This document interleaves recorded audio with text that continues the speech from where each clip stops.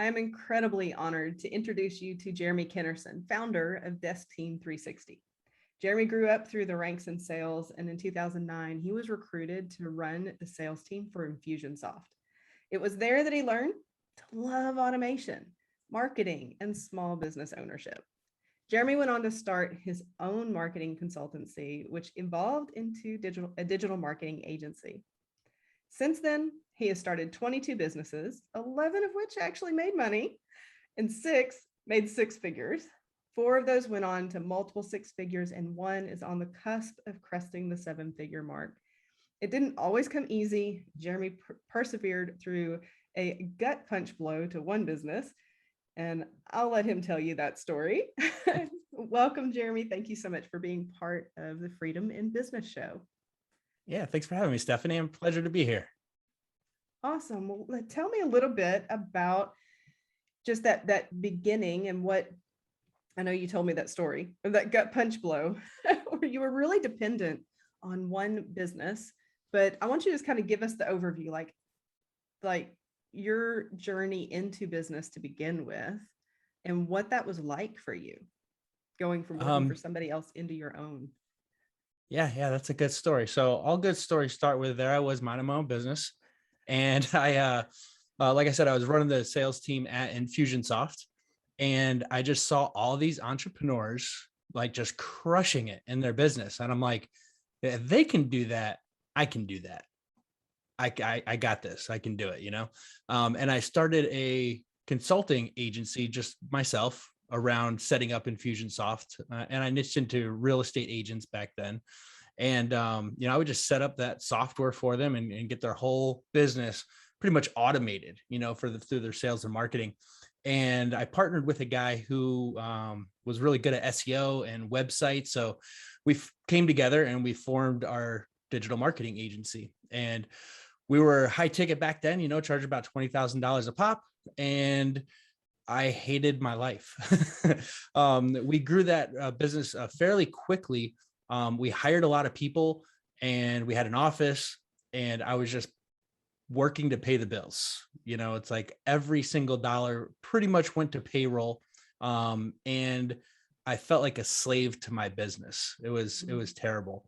When someone pays you $20,000, they expect, when they say to jump, you to say how high, and calls on the weekends, just working from dusk till dawn. My kids, I'd be gone before they even woke up in the morning, and I'd get home after dinner where they were like pretty much ready for bed. Sometimes they were already in bed. And I went to a seminar, and it opened up like a whole new perspective. I realized that I could design a life that I loved, and I didn't love the one that I had.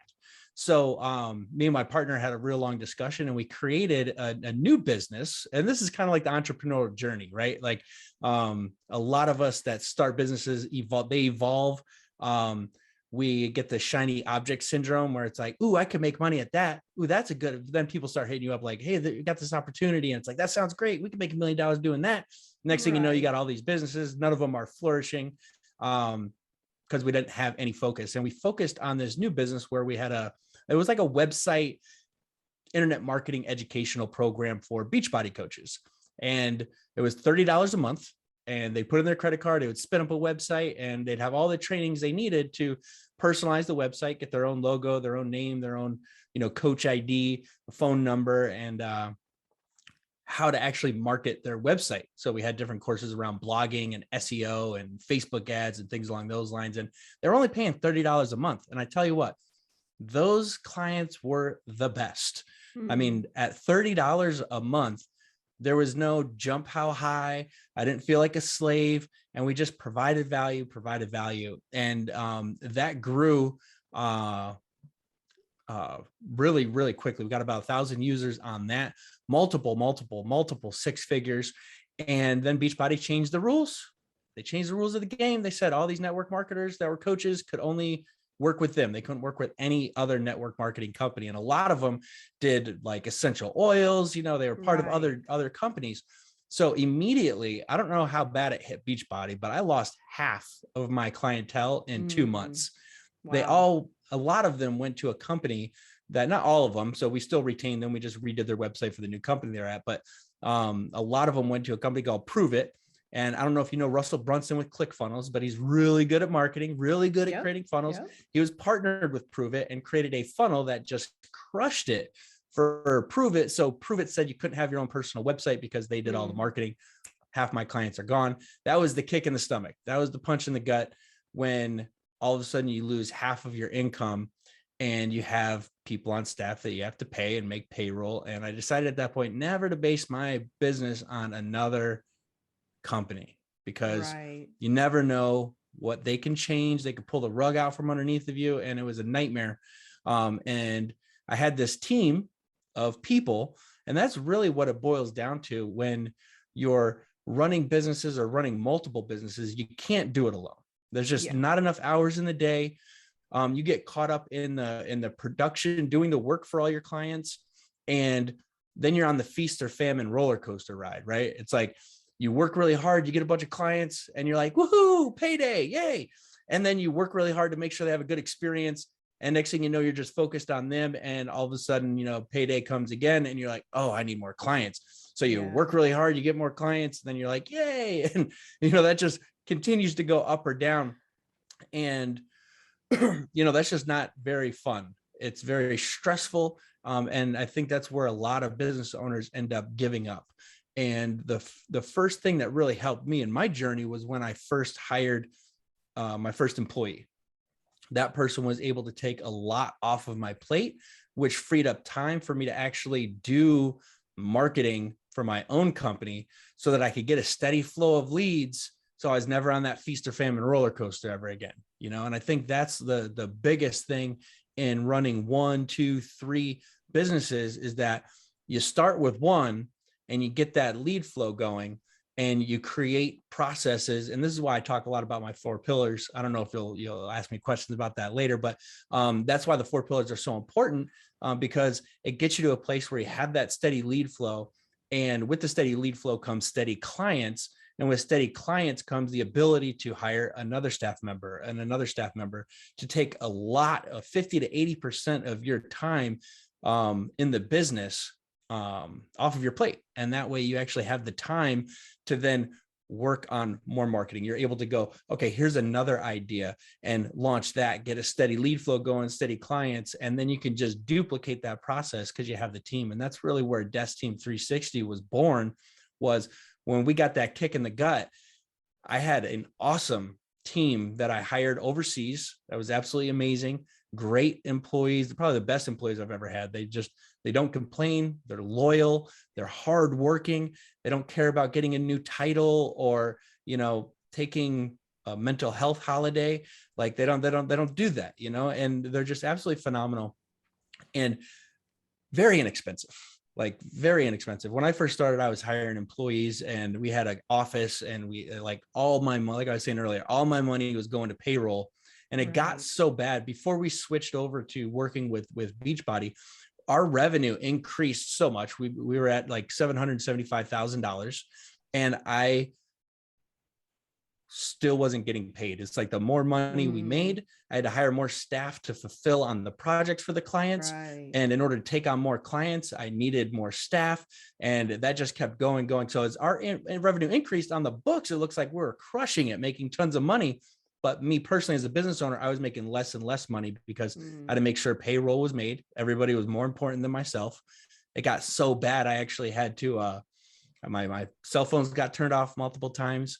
My electricity at my house, I have 5 kids, at the time it was 4, but electricity getting turned off in Phoenix is not a good thing in the summertime. You know what I mean?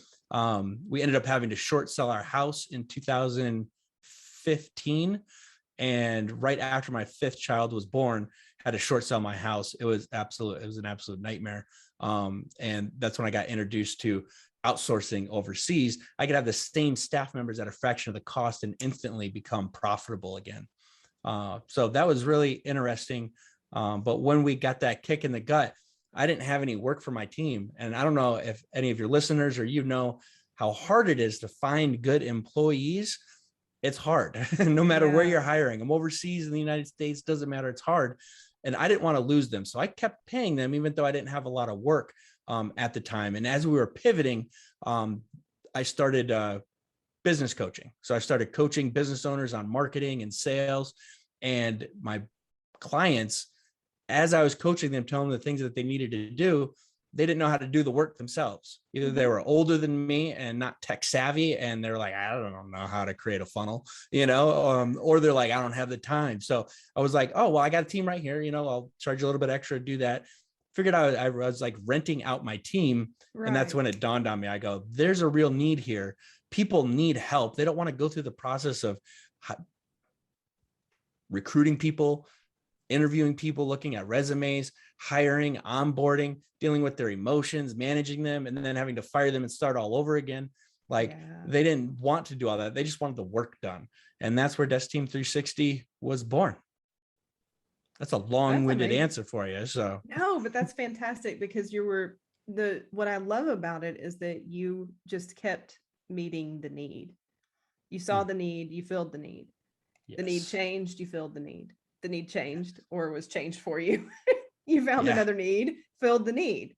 And I think that's what's exciting about being an entrepreneur and having the mindset of an entrepreneur, is that even when you have something that is really devastating like that where everything is just cut off, it's like, okay, now what do I do?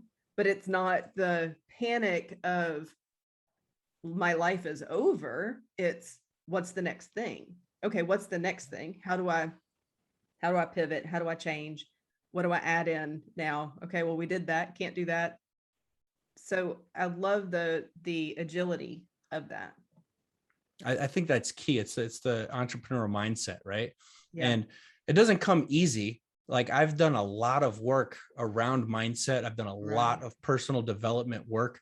I've invested thousands and thousands of dollars in this, in the personal development realm. I've done $1,000 seminars and did that over a 2-year period. And it really helps to know that everything always works out. It's not the end of the world, and this too shall pass. And usually it's just understanding that whatever happens is just what happens. It doesn't mean that you're not good. It doesn't mean that it's bad. It doesn't mean that it's never going to work out. And you always just having that persistence of just one step forward, knowing that if I do one step forward every single day, everything is going to work out. Even when I had to short sell my house, I didn't think it was the end of the world, because it was just this is just what's happening, and it's fine. It's okay. I'm going to come through this, because if I just work, and then what happens is those opportunities come up. You find that need. And like you said, you fill that need. Yeah. Because when people have needs, they're willing to pay money for that. And then you just got to make sure that you're, wowing the crap out of your customers, because when they're wowed and they have a good experience and they have transformation, not only are they going to keep coming back to you, but they're going to refer you to other people. And those referrals close at a 40% rate. They're twice as easy to convert. So I think that's huge. I like how you said that though. Fill a need, find a need, fill a need. I got that from that children's movie, Robots. I don't know if you ever remember that, but the Mel Brooks character, the inventor in the beginning was like, find a need, fill a need, and like it rings true in our entrepreneurial journeys. It really does. It really does. And you were just talking about mindset, and that's like number one in your 4 pillars to success. So you referenced that a minute ago. So tell us a little bit more about that. And go ahead, dive on into how you managed to run 4 multiple 6-figure businesses using these 4 pillars. Yeah. It all starts with the 4 pillars, and the 4 pillars go in order. It kind of dawned on me one day as I was teaching somebody, like, what is the process? What are the steps I need to take? And, Robert Kiyosaki says that sales is the number 1 skill an entrepreneur needs to know. Not necessarily about just selling his product or service, but about selling himself and selling his ideas. And I think that's so true, but I would even take it a step further and say, without the right mindset, no matter how good you are at sales, no matter how good you are at marketing, no matter how good you are at running a business, you're not going to succeed, because life, they say in life, there's 2 things guaranteed: death and taxes. Yeah. The other thing that's also guaranteed in the entrepreneurial world is failure. Failure is going to happen. It's going to happen. Like Thomas Edison Yeah, 10,000 times to try to get that stupid light bulb to work. 10,000 times. Most people would have given up after one. 80% of people would have given up after one. But to persevere and do that 10,000 times takes a certain mindset. And it's not something that you can learn overnight. It's not something that just dawns on you. It takes reading books. It takes, seminars. It takes working with a coach that's very skilled in the mindset to help people get into that mindset, so that when failure happens, we don't look at it as failure anymore. We just look at it as an opportunity to learn what not to do, to try something else new. And we just change our plan. It doesn't work, we change our plan. It doesn't work, change our plan until we get a plan that actually works. So I think it's very important to start with mindset number one.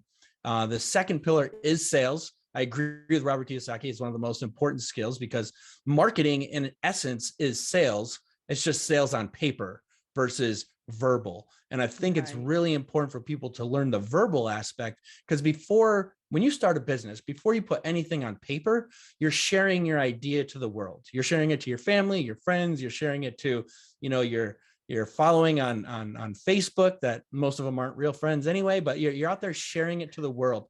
And to be able to share an idea a certain way. And I think sales has changed tremendously since the 1970s with the, plaid leisure suit car salesman that does the old feature benefit type sale, where it's like, hey, check out this car. It's got these features. It's got a cigarette lighter. It's got these benefits. And like, do you want to buy it? Versus having a conversation with somebody that's authentic and asking certain questions in a certain order that spark conversation. So it's not like an interrogation, and then allows them to, based on your questions, their answers are what sell them on your idea and why they want to work with you or your service. That's key. I think everybody should, again, invest in learning that skill. I see so many people start off, whether they're watching YouTube videos or, they're learning from, talked to a guy the other night where, he's like, the franchise I'm in is teaching me sales, and it's like, what they're teaching is not necessarily something that's going to spark a conversation, build a relationship, and get them to come up with the idea themselves that they want to work with you. It's all talking people into it, So sales is number two. Number three is marketing, because you got to take those ideas and you got to put it to paper, because we're in the internet age, the information age. If we can get it on paper and get that paper out to the world via websites, landing pages, social media, whatever, we can allow that marketing message to not sell, but educate people on what it is that you do, why they need it, why it's going to fulfill their pains, why it's going to help them, transform their lives into the dreams that they want, and have a call to action to move forward. And that call to action starts off with, give me your email address for something in exchange for that. And I think that's one thing. I'll talk about this briefly. Like there's three lists that you really want to focus on. Everybody talks about your email list. There's also your invisible list. So if you have a web page or a landing page or a funnel, you want to make sure that your Google tag and your Facebook pixel is on there, because anybody who goes there is now on your invisible list. At some point, whenever, you can set up a retargeting ad to get in front of the people that were there before. And a lot of people, that's a missed opportunity, because it takes a lot of time, energy, and money to get people to your thing in the first place. And if they just disappear and you never see them again, which people do when they're surfing the internet, you got 5 seconds to grab someone's attention before they're off to the next thing. Right. And when they leave, the odds of them coming back again are slim to none. So if you spent the time, energy, and money to get them there, you better have that stuff in place so that you can send a follow-up message. So that's your invisible list. And then you also have your social media lists. It's like your friends, your followers, all that stuff is an audience that you can easily get a message out to quickly, easily, and cheaply. And then the third is your email list. So when you are driving people somewhere, having some type of opt-in where you can collect their emails, because your email list is the lifeblood of your business. I've seen a study where it shows that people that have a good, clean list can equivalate each person on their list to $1 a month. So if you have an email list that's 5,000 people, you should be making $5,000 a month. If you have an email list that's 10,000 people, you should be making $10,000 a month from that email list, because you're able to reach out to the people that never engaged, reached out to the people that did engage but never bought. And a lot of this seems like a lot of work, but that goes into the fourth pillar, which is operations, because you have to have your processes. You have to know what your processes are.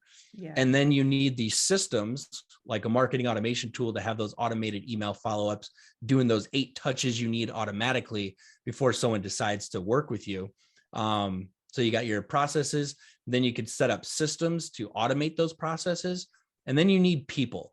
And people is your team, like you need those 3 things to actually grow a business to a place that is, I call it predictable revenue.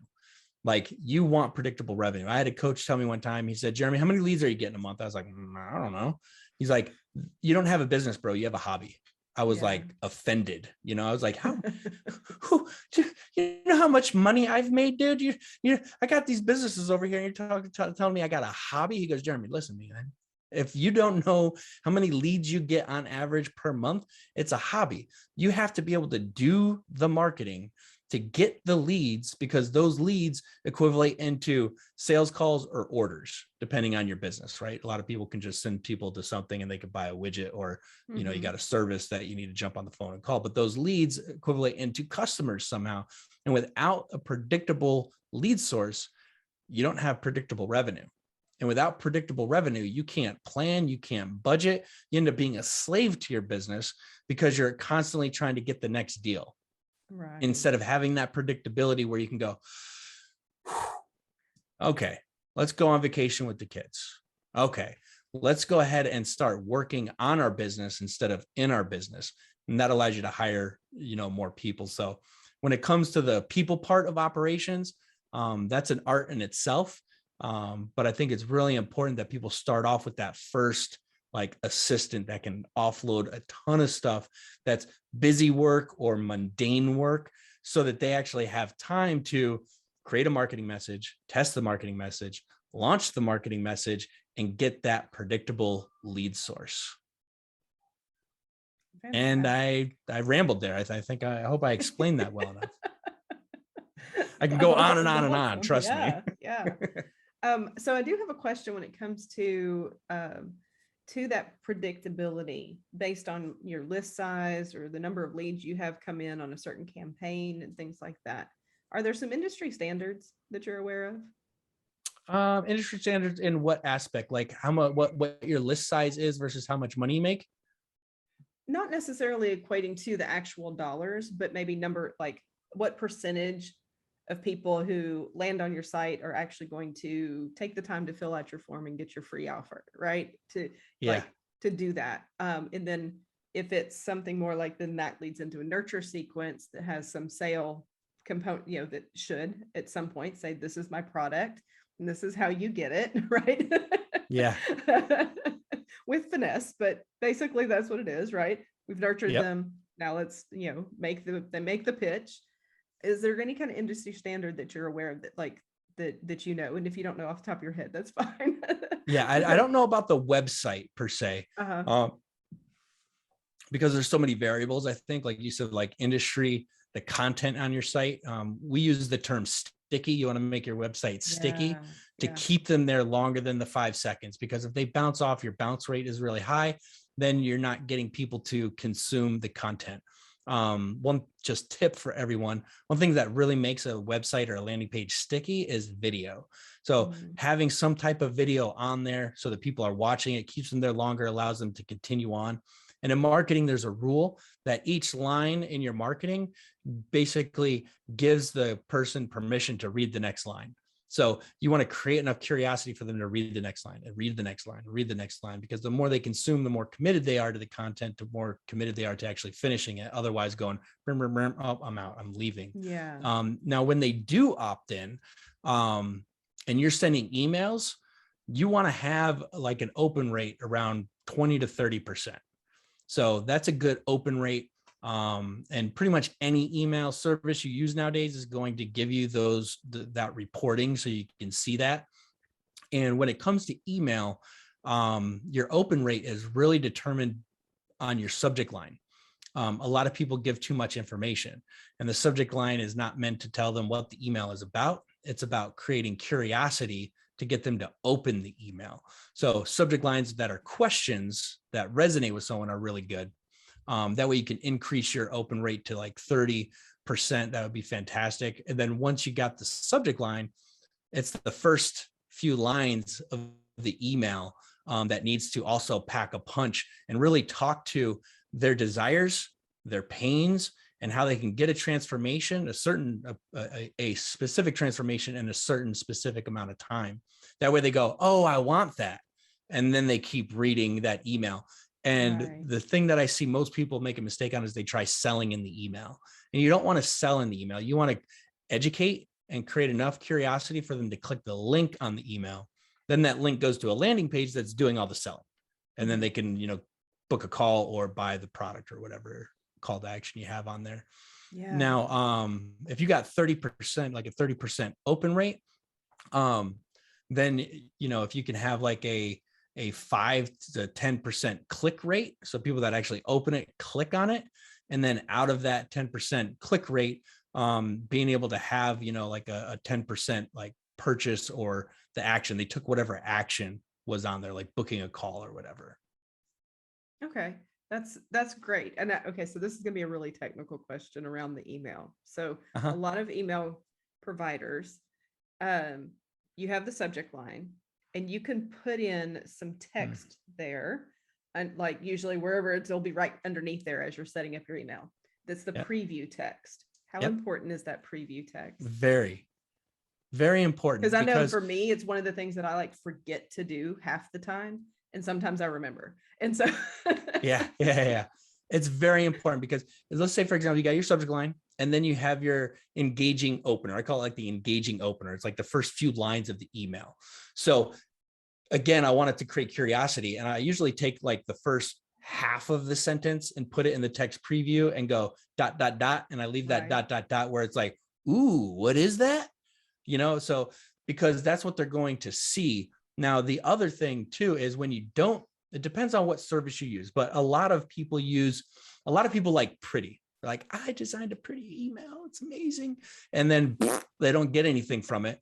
And it's because it's overly designed. Like people don't respond to companies. And when they see a designed email that looks pretty, it's got graphics, it's glorious, they're like, business trying to sell me something. And they leave, right? So I like creating emails that look like I personally sent them so that they think that it's a person communicating with them. I get way more engagements that way.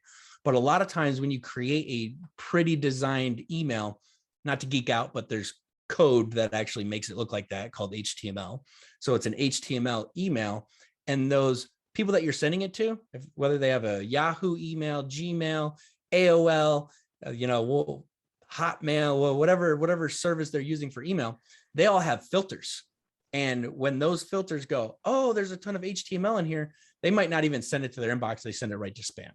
Right. The other thing too, with a lot of those designed emails at the top of it, because not everybody has the settings in their service to view HTML emails.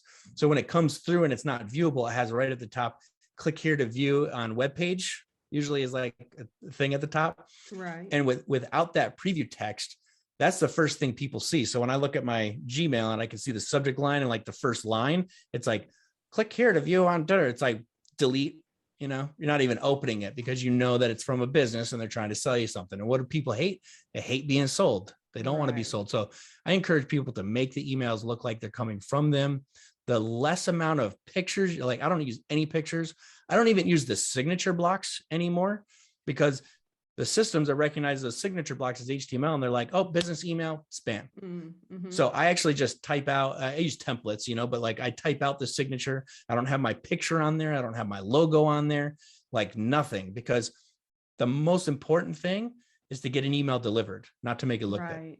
Media, every social media post, like my bios and all my emails, my ads, they're all driving to one funnel with one message that acts like a salesperson that never sleeps, works 24 hours a day, that converts those eyeballs into either an email or an appointment for me. Gotcha. Okay, thank you. I think I took us a little off track, but That's okay. just as you were talking, I was like, how important is that one little piece of that preview? Because I know that for me, I know that sometimes I remember to do it and sometimes I don't. So I want to shift a little bit, get and back to just how do you even do it with 4 different businesses at the same time? I know for me, like I've got a couple of different contracts, so a couple of freelance contracts in my own business, and sometimes that feels overwhelming. So how do you do it managing 4 multiple 6-figure businesses? Like, what do you do to stay It's sane? yeah. It starts with mindset, hence the pillars. But I think it goes back to Robert Kiyosaki. I read his book, Rich Dad, Poor Dad.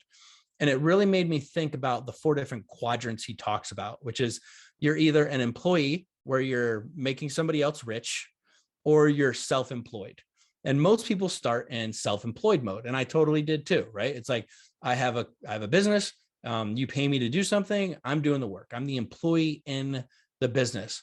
And then what we want to do is we want to like evolve into the business owner quadrant there. And then of course the 4th quadrant is investor. So, as you're growing your business, you have money, you can become an investor, invest in different things, let your money grow for you. But going from the self-employed to the business owner is all about what he talks about, other people's time. Like you can't do it yourself, nor should you do it yourself. No successful business has ever been brought in the world by doing the work themselves. So it's very important, like I said, starting off with that assistant. There's a couple other, viable people that roles that you want to have in your business. That's what Desk Team 360 helps with, actually, is like you pay one fee and you get access to the whole team. So you can get all the stuff done that you need. But it starts with mindset, and having the mindset around it, you have to use other people's time. So for one of the businesses, the one that I got kicked in the gut with, that I lost half of that's still a business that's still being run. I don't do anything in that business anymore because, as we transition to Desk Team 360, that business, I had the team doing the fulfillment of the work. So any client came in, they had work. And then I had an account manager that dealt with all the onboarding. So, they dealt with all the social media posts, they dealt with all the customer interaction. So I had somebody doing all the work. I had someone interacting with all the clients. That allowed me to remove myself, promote that person to the business manager. So now I have a business manager that runs that entire business. And I jump on a phone call about once a week and go over that business, what needs to happen, what things are going on, give suggestions, and then I'm delegating all of it. I don't do any work in that whatsoever, but I had to grow that business to a place where, we had predictable lead flow, predictable revenue, to be able to budget what I was allocating for the team, what I was budgeting to allocate for the account manager, and what I was budgeting to allocate to the business manager. And then I just repeated that same thing with my agency. And so I don't do anything with that anymore. My coaching business, I have the people in place, but nobody can replace me as the coach in that business. So I only do that one because I love it. I love helping people. I love getting my hands dirty and helping people overcome where they're stuck and help them get on the path to predictable revenue. I charge a lot, so I only work with a few clients, but I have other people doing all the other stuff, like they schedule podcasts, then the team just goes and, edits it and does all the content for it. All of it is done by somebody else. Otherwise I wouldn't have the time. And same thing with Desk Team 360 is I have the team doing the work, I have the account managers working with the clients, and I'm able to just work on sales and marketing. So with that business, I did it smart. I did it the way I should have done all my other businesses, which is a lot of times we try to remove ourselves from the business and become the business owner too soon. And it ends up really cutting into your profits, the client experience. With this one, I held on to the sales role longer because there's no need for me to pay out commissions to somebody to do that. I don't have a booked calendar. Like I don't have 8 appointments scheduled a day. So right now my marketing is trending up to generate 8, but I'm more at like 3 to 5 appointments a day. So once I get to 8 booked calls a day that are qualified, because my marketing funnel qualifies people out Right. so that they're really solid appointments. Once I get to 8, then I'll hire a salesperson. I'll take the sales off of my plate. And then I can just continue to now go, okay, this marketing message is working, generating 8 booked appointments a Yeah. day. Now I'm going to build a new funnel, a new funnel, a new funnel. And I'll keep building that out until ultimately I'm removed from the marketing aspect. And then the only thing that I want to keep my ear to is reaching out to clients to make sure their experience is good. How can we get better? And then working with a media buyer to actually do the marketing while I come up with the marketing message, because I think a lot of times we try to outsource that marketing message and nobody knows our clients or our industry Yeah. like we do. So again, it takes investing in yourself to learn how to create those marketing messages. And then I can just be, your marketing is always changing. Even when you create a funnel that works really well, it ends up cooling off. So you got to create another one. So it's like you're always creating that marketing. So that's where Right. I'm at with those. So the key to being able to do it all with all those businesses, homeschooling 5 kids, is other people's time. There we go. Right. Exactly. Well, this has been amazing. And I'd love for you to tell us about your free gift that you have for our attendees today. Um, Absolutely. you have hacks for us, and hacks are amazing. So tell us about that.